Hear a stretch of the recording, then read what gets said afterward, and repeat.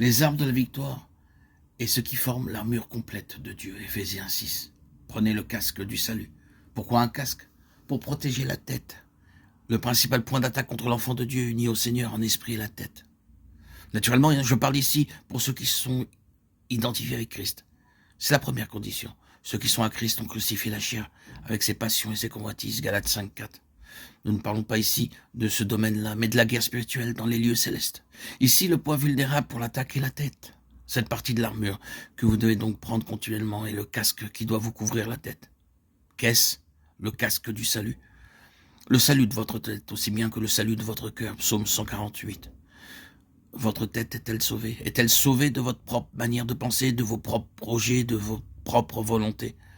À moins que votre tête ne soit sauvée, il ne faut pas penser à savoir la victoire. Je veux parler de la victoire agressive remportée pour l'Église de Christ. Parce qu'ici, dans les lieux célestes, le corps de Christ est un. Et comme faisant partie du corps de Christ, vous vous trouvez être dans la guerre générale en faveur de l'Église tout entière. Rappelez-vous que l'arme pour votre combat personnel est le calvaire. Quand vous êtes tenté de céder au péché, emparez-vous de Romains 6. C'est pourquoi mettez le casque. Beaucoup d'enfants de Dieu gardent une porte ouverte à l'ennemi, savoir leur intelligence. Ils protègent leur cœur, mais leur intelligence n'étant pas gardée est exposée aux attaques de l'ennemi. Ils permettent à leur entendement de demeurer passif et ouvert à tout ce que l'ennemi leur envoie. Ils ne savent pas reconnaître les pensées qui leur viennent des mauvais esprits. Les pensées désobligeantes, l'esprit de critique et de jugement viennent des esprits malins et ne sont pas vôtres, si du moins ils ne viennent pas de votre cœur et d'un choix délibéré de votre volonté.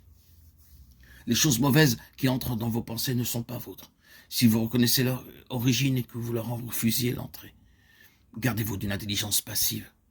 Si vos facultés sont là, inutilisées, l'ennemi gagnera bien des victoires. Dieu vivifiera vos facultés, vous fera penser et raisonner et vous montrera ce qu'il veut que vous fassiez. Il faut que vous lui disiez de tout votre cœur, Seigneur, fais-moi reconnaître toute pensée, toute parole, toute suggestion qui m'est envoyée par les émissaires de Satan. Faites ceci et dès l'instant où vous les reconnaissez, fermez-leur la porte. Prenez le casque et prenez l'épée.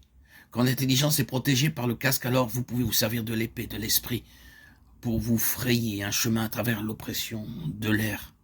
Ensuite, il faut vous servir du bouclier, prendre le bouclier pour éteindre les dards enflammés. N'essayez pas de mettre le casque sur la tête. S'il y a encore des dards enflammés dans votre intelligence, combien de dards enflammés avez-vous laissé entrer? Il est écrit les dards enflammés du malin. Ils sont forgés en enfer et ont à leur extrémité une petite étincelle de feu venant de l'abîme qui enflamme l'intelligence et la rend incapable de recevoir la vérité. Des dards enflammés, par exemple, contre cet ennemi avec lequel vous travaillez. C'est peut-être une pensée de jalousie qui colore à vos yeux tout ce qu'il fait. Voilà ce qui arrive parmi les enfants de Dieu. Satan a lancé une avalanche de ces dards enflammés au milieu des âmes les plus avancées des enfants de Dieu, et ils n'ont pas levé le bouclier de la foi contre ces dards. Ils leur ont permis de pénétrer dans leur âme et d'y faire des ravages. Vous verrez que souvent l'intelligence était comme enflammée par un feu ne venant pas de Dieu. Vous pouvez reconnaître ce feu quand vous voyez les visages rougir, les corps s'agiter lorsqu'on aborde certains sujets. Cette grande vérité n'est-elle pas celle dont l'Église a besoin en ce moment? Il s'agit de prendre le bouclier de la foi pour arrêter ces traits du malin et de manier l'épée de l'esprit pour frayer le chemin. Ce qui signifie une résistance calme, profonde, tenace contre l'ennemi et une possession ferme et continuelle de la victoire de Christ.